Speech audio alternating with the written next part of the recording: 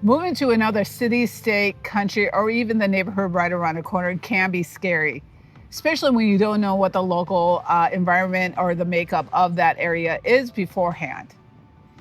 These mistakes can cost you time, money, and a lot of headaches. Make sure that you stick around because we're going to go over all these points with you. And number 4 are mistakes that we even see locals make.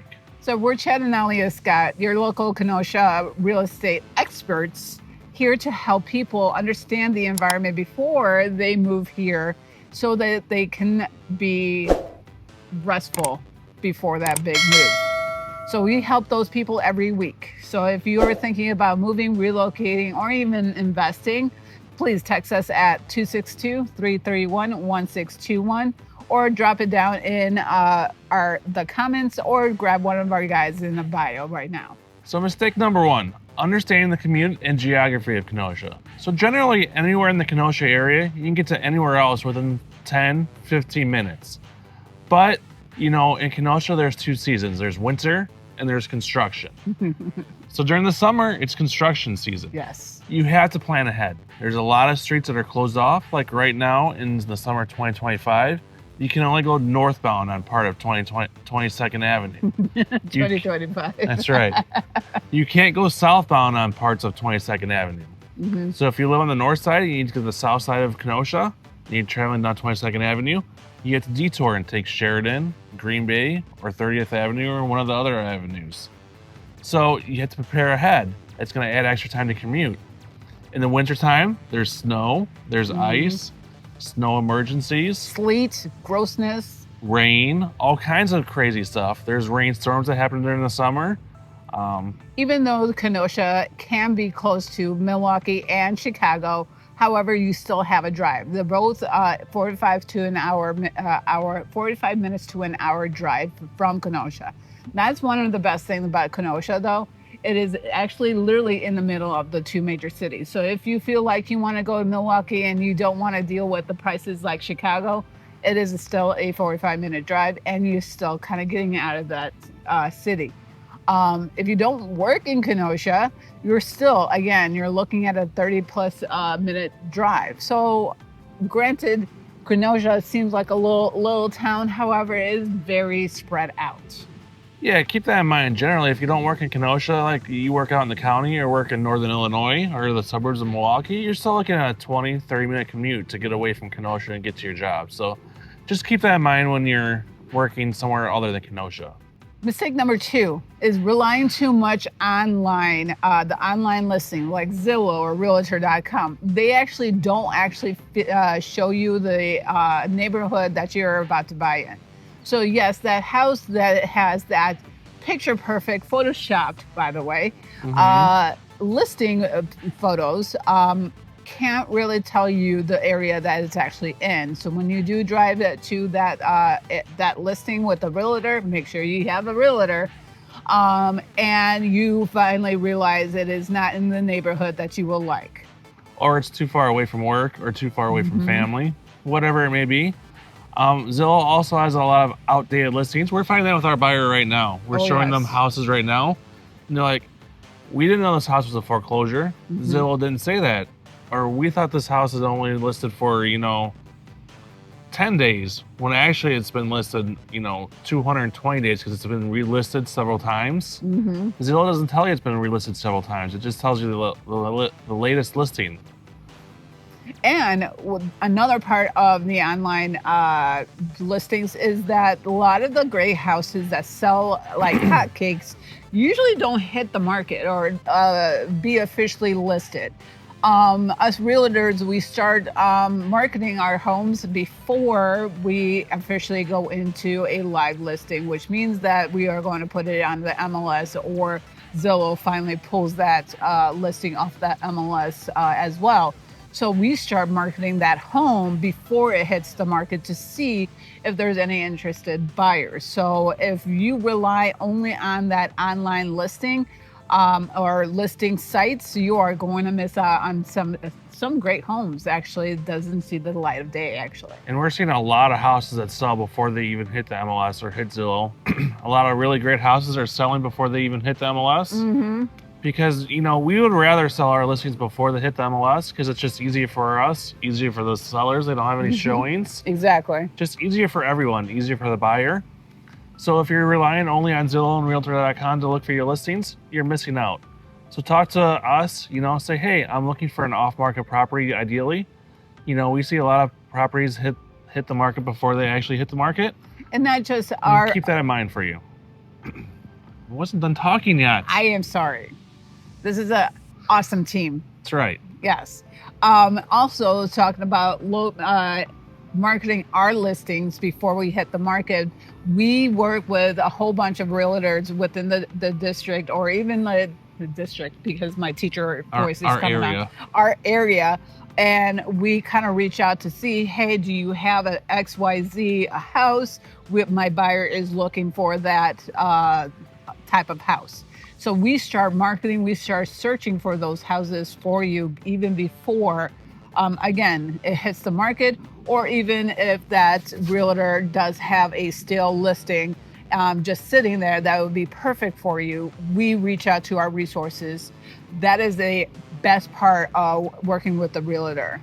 And not only do we work with a team, we also have knowledge about the area as well. Our local knowledge definitely helps you just have a leg up when you're buying for a house, because like Aalia said, you know, we work with other realtors, not just in our brokerage, but other brokerages. So if you're looking for that mysterious listing that you just can't find anywhere else, you can't find it online, you know, come talk to us. Maybe we can talk to our friends in other brokerages or within our own brokerage and help you find that listing that you just can't find online anywhere else. See if we can find it for you that's off market. Exactly. Mistake number 3, not factoring in local tax differences. What? I thought Kenosha had the same taxes. So Kenosha tax rate is the same no matter where you're at, but depending on where you live at, the community, the neighborhood, the school, the feeder school that you're in, even when your house sells, how much it sells for can determine your property taxes. So when you buy your house, depending on how much you bought your house for, that can determine the next year's property taxes. So your property tax rate can change depending on the neighborhood you live in, where you live at in the city. You know, if it's a more affluent neighborhood, your property tax is a little bit higher than lower end neighborhoods.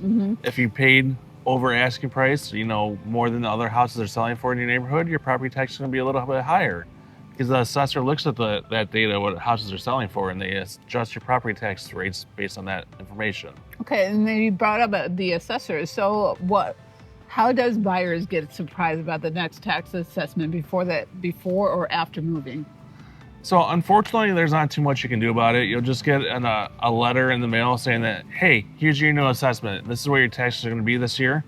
Now you can fight that in, I believe it's in the spring when you get the assessment. When you get that new assessment, it says this is what your taxes are going to be for this year in the fall. You get that property tax bill in December, but you can only fight it in the spring. So when you get that new assessment and you think it's wrong, you know, talk to your neighbors. Say, what's your assessment? If your house is similar to your neighbors and your assessment is a lot higher than your neighbors and you think there's just a discrepancy, a discrepancy, fight it. Either hire a lawyer and fight it, or go to City Hall, fill out all the paperwork and fight it yourself. It's tough, it's difficult. A lot of people lose, but there are some people, if you can show the right data, you can do a CMA. Aalia and I are happy to do a CMA for you. A CMA is a comparison market analysis on your home. We pull comps or similar homes around your area that has been sold within. We try to pull homes that have been sold in 6 months, similar to yours, and then adjust it so that it can be exactly like yours and see where your price value is. But you take that data to the city, to the tax assessor's board, and you say, hey, my tax assessment's wrong. I think you assessed it too high. And if they agree with you, they'll lower your assessment and your tax bill at the end of the year will be lower then. So that is one way. I'll link the property tax video that I did earlier in the cards up here above, so you have more information about that. All right, mistake number 4, moving without touring the area in person. We have actually a seller in Illinois that did not see the area before buying the land, and now we are trying to sell it. And kind of, we inform the seller saying, hey, this is the factors, this property, we're going to expect it to sit because of the fact that it's not in the greatest neighborhood and there are certain physical circumstances around this land.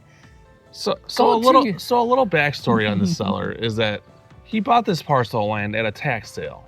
He got some advice that he should invest in real estate, which is not bad advice. You should definitely invest in real estate because real estate almost always appreciates in value, and down the road you can sell it and make a decent profit. He bought this parcel of land at a tax sale. Now the problem is that he didn't look at this parcel of land before he bought it, and this parcel of land is landlocked. There are houses all around it. The city street does not go to it, and there is a pond that covers 3/4 of the land. Still buildable, however. It is, but you can't get to it. And if you do want to build on it, you're going to have to extend the city services, the city street, the city sewer, the city water to it. Yes. So it's an extra cost of, another $50,000 to $100,000 that any builder is going to have to add on to the cost of building a house. Most people are not going to incur those costs. So in addition to selling the land, you're going to have to incur all those costs. Yes. Any buyer is going to have to incur those costs in addition to buying the land. So and then we literally just had a buyer. We showed her houses yesterday, and she even mentioned that she was, again, online listings, don't rely on them, saying that Zillow lied to her because of the fact that she saw these beautiful homes that were photoshopped or enhanced. And now she went in person and she was greatly disappointed, especially on the price point that she was looking at. Thankfully, she's working with a local lender and she's getting approved for a higher amount so that her options will be increased. But she said to us that she couldn't rely on Zillow to show her the reality of the house and what the state of the house is. Just make sure that if you're moving to the Kenosha area and you don't live in the area currently, you try to come to the area and get a feel for the area that you're looking to move into. Exactly. Take a day trip. Or at the very least, ask Aalia and I, to film the area for you. We'll go out there during different times of the day and do some recordings of the area for you. Exactly. We're happy to do that for you as your agents. Show you the nightlife, the day life, the day life, the rush hour life. Yes. Just so you get a feel for what it's like in the neighborhood, the loudness, the quietness. We're happy to do that as your agents. Just get a feel for the neighborhoods that you're looking to live in. The one thing that we can legally tell you if it's safe, we will encourage you to do your own research and then provide you some websites that you can do the safe thing for your family as well. Mistake number 5, waiting too long to get pre-approved. So Aalia, we have a lot of buyers that reach out to us that are not pre-approved yet. Why is that a big mistake? So one of the biggest mistakes is that you are now in the process of finding that home, that the anticipation of moving, and then you find that you're giving us a price point that you may not be able to afford or don't want to safely afford and adjust for the hidden costs of home ownership, meaning that the property taxes, the maintenance to keep up the house and stuff like that. And when you finally do get approved, you're getting approved lower than you expected, thereby the inventory that you're going to be looking at will be slim or not the greatest. And then you're comparing all the other houses that you just looked at to that $500,000 home that you just saw. Yeah, so now you're only approved for a $200,000 home, but you were just looking at $500,000 homes. And the $200,000 homes don't compare to $500,000 homes. They just don't compare. They're like apples and oranges. They don't compare. This also contributes to buyer's fatigue as well. Yep. So make sure you get pre-approved before you start looking at houses. It is a big deal. It makes a world of a difference. You want to know how much house you can afford before you even start looking. We strongly encourage our buyers to do that. We'll show you 1, maybe 2 houses before you're pre-approved, But after that, we want you to get pre-approved before you look at any more houses. Exactly. We don't want to waste your time, and we definitely don't want to waste our time. We don't want to set you up for failure right from the beginning. Inventory, Kenosha inventory, we are still in a seller's market, meaning that the inventory in a certain price point is moving faster than the speed of light almost.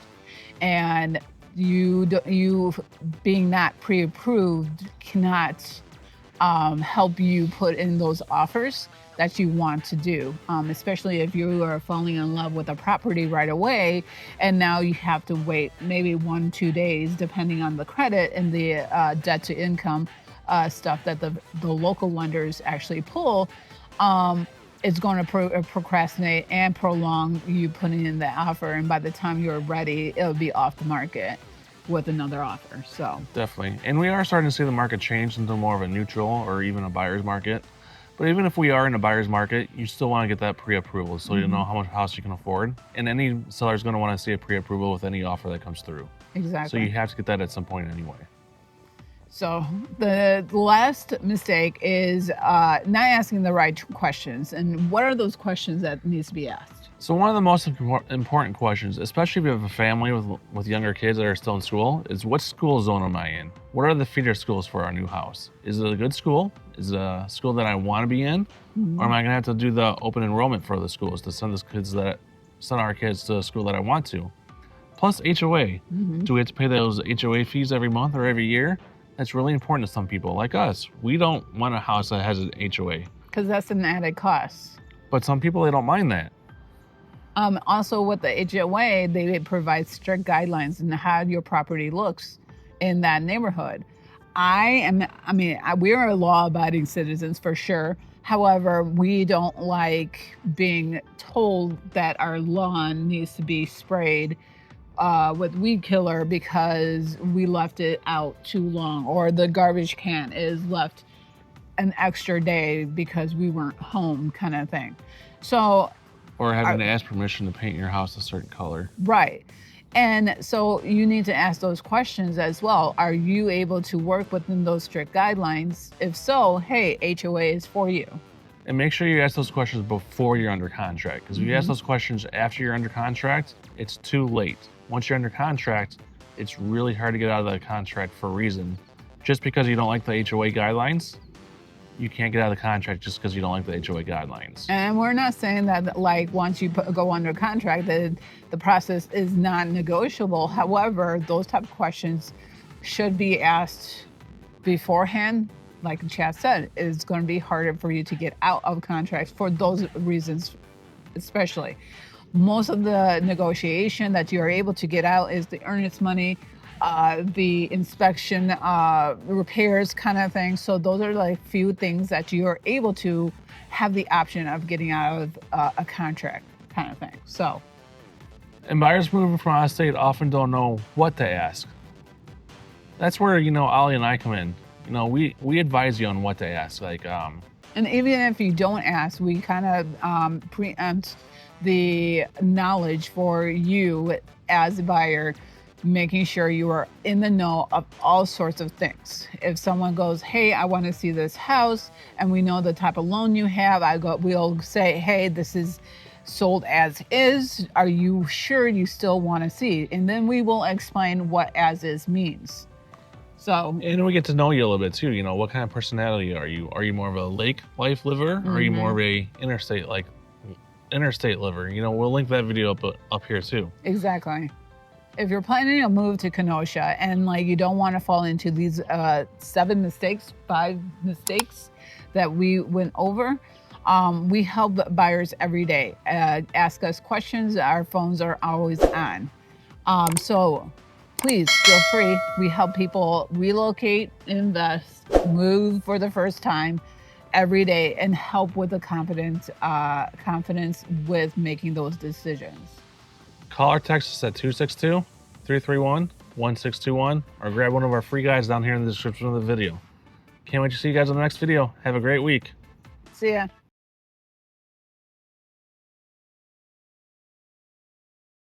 Especially ass. That's why you want to make sure you These mistakes. These mistakes cost time, money, and long-term satisfaction. Stick around. You're reading. It can be scary. I mean, F-bomb. I was so good today, except for that. All right.